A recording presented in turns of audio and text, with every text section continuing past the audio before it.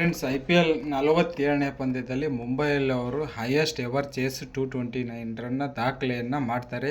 ಈ ಹಿಂದೆ 221 ರನ್ನು ಈ ಸೀಸನ್ನ ಅವರು ಆಡಿದ ಮೊದಲೇ ಪಂದ್ಯದಲ್ಲಿ 221 ಟಾರ್ಗೆಟ್ KKR ವಿರುದ್ಧ ಚೇಸ್ ಮಾಡಿರ್ತಾರೆ ಅನ್ನೋ ಒಂದು ವಿಚಾರ ತಮ್ಮೊಂದಿಗೆ ಹಂಚಿಕೊಳ್ಳುತ್ತಾ, ಒಟ್ಟಾರೆ ಈ ಪಂದ್ಯದಲ್ಲಿ ರೋಹಿತ್ ಶರ್ಮಾ ಅವರು 39 ವರ್ಷದ ಹುಟ್ಟುಹಬ್ಬವನ್ನು ಆಚರಿಸಿಕೊಂಡ ನಂತರ ಕಂಬ್ಯಾಕ್ ಆದ ಮೊದಲ ಪಂದ್ಯದಲ್ಲಿ 27 ಬಾಲಲ್ಲಿ ಅರ್ಧಶತಕವನ್ನು ಪೂರೈಸಿ 44 ಬಾಲಲ್ಲಿ 84 ರನ್ ಹೊಡೆದು ಮುಂಬೈ ಇಂಡಿಯನ್ಸ್ಗೆ ಒಂದು ಏನಪ್ಪ ಸ್ಟೇಟ್ಮೆಂಟ್ ಕೊಟ್ರಂದರೆ, 22 ಪ್ಲೇಯರ್ಗಳನ್ನ ಆಡಿದ ಮುಂಬೈ ಇಂಡಿಯನ್ಸು ಪ್ಲೇಯರ್ ಚೇಂಜ್ ಮಾಡೋದ್ರಿಂದ ಮ್ಯಾಚ್ ವಿನ್ ಆಗಲ್ಲ, ಕ್ಯಾಪ್ಟನ್ ಚೇಂಜ್ ಮಾಡೋದ್ರಿಂದ ಮ್ಯಾಚ್ ವಿನ್ ಆಗುತ್ತೆ ಅನ್ನೋ ಒಂದು ಅಂಶವನ್ನು ಇವತ್ತು ಸೂರ್ಯ ಕ್ಯಾಪ್ಟನ್ಶಿಪ್ ಕೊಟ್ಟಿದ್ದರು. ಹಾರ್ದಿಕ್ ಪಾಂಡ್ಯ ಅವರು ಇಂಜುರಿಯಿಂದ ರೋಹಿತ್ ಶರ್ಮಾಗೆ ನಾಯಕತ್ವ ಕೊಟ್ಟಿದ್ದರೆ ಇನ್ನೂ ಒಂದು ಅರ್ಥಪೂರ್ಣವಾಗಿತ್ತಂತ ಹೇಳ್ತಾ, ಯಾಕಂದರೆ ಅವ್ರು ಕಂಬ್ಯಾಕ್ ಆದ ಪಂದ್ಯದಲ್ಲಿ ವಿಜಯ ಗಳಿಸಿದೆ, ಅವರು ವಿಜಯಕ್ಕಾಗಿ ಹರಸಾಹಸ ಪಟ್ಟರು, ಆಗಿರಲಿಲ್ಲ ಅನ್ನೋವಂಥ ಅಂಶಗಳನ್ನ ಹೇಳ್ತಾ, ಎಲ್ಲಕ್ಕಿಂತ ಮುಖ್ಯವಾಗಿ ನಿಕೋಲಸ್ ಪೂರನ್ ಅವರು ಈ ಸರಣಿಯುದ್ದಕ್ಕೂ ಈ IPL ಪಂದ್ಯದಲ್ಲಿ ಪ್ರತಿಯೊಂದು ಮ್ಯಾಚ್ ಫೇಲ್ ಆಗಿದ್ದರು. ಅವರು ಇವತ್ತು ಕೇವಲ 21 ಬಾಲ್ ಪೇಸ್ ಮಾಡಿದ್ರೆ ಅದರಲ್ಲಿ 8 6 ಹೊಡ್ತಾರೆ, ಭರ್ಜರಿ 63 ರನ್ ಹೊಡಿತಾರೆ. ಇನ್ನೊಂದು ವಿಶೇಷ ಏನಂದರೆ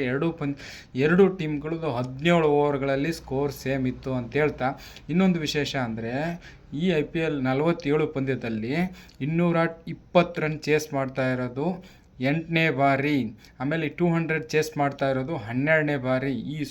ಈ IPLನ ವಿಶಿಷ್ಟ ದಾಖಲೆ ಅಂತ ಹೇಳ್ತಾ, ಇನ್ನು ರಿಕಲ್ಟನ್ ಅವರು 32 ಬಾಲಲ್ಲಿ 83 ರನ್ ಹೊಡೆದಿರ್ತಾರೆ ಅಂತ ಹೇಳ್ತಾ, ಇಬ್ಬರು ಓಪನರ್ಸ್ಗಳು ಶತಕ ವಂಚಿತ ಆದರೂ ಕೂಡ ಅವರು ಬ್ಯಾಟಿಂಗಲ್ಲಿ ಫೇಲ್ ಆಗಿಲ್ಲ. ಇನ್ನೊಂದು ಅಂಶ ಹೇಳ್ಬೇಕಂದ್ರೆ, ಮುಂಬೈ ಇಂಡಿಯನ್ಸ್ ಪರವಾಗಿ ನಮನ್ ದಾರ್ ಅವರು ಮುಂಬೈ ಇಂಡಿಯನ್ಸ್ ಕೊಲ್ಯಾಪ್ಸ್ ಆದರೂ ಕೂಡ ಈ IPL ಸರಣಿಯುದ್ದಕ್ಕೂ ಅವರು ಕೈಚಳಕ ತೋರಿಸಿದ್ದಾರೆ ಅಂತ ಹೇಳ್ತಾ, ಬ್ಯಾಟಿಂಗಲ್ಲಿ ಈ ಯುವ ಆಟಗಾರ ಭಾರತದ್ದು ಒಂದು ಭರವಸೆ ಆಟಗಾರ ಅಂತ ಹೇಳ್ತಾ, ಇನ್ನು ವಾಂಖಾಡೆ ಕ್ರೀಡಾಂಗಣದ ಬಗ್ಗೆ ಒಂದು ಪಾಯಿಂಟ್ ನಾನು ಹೇಳಬೇಕಂತಂದರೆ, ಫಸ್ಟ್ ಬ್ಯಾಟಿಂಗ್ ಎಷ್ಟಾರ ಹೊಡ್ರಿ, ಸೆಕೆಂಡ್ ಬ್ಯಾಟಿಂಗ್ ಈಸಿಯಾಗಿ ಚೇಸ್ ಮಾಡಬಹುದನ್ನೋ ಒಂದು ಇಲ್ಲಿ ನಾನುಡಿಯನ್ನು ಹೊಸದಾಗಿ ನಾನು ಕ್ರಿಯೇಟ್ ಮಾಡ್ತಾ ನನ್ನ ವಿಡಿಯೋ ಮುಗಿಸ್ತಾ ಇದ್ದೀನಿ. ಜೈ ಹಿಂದ್.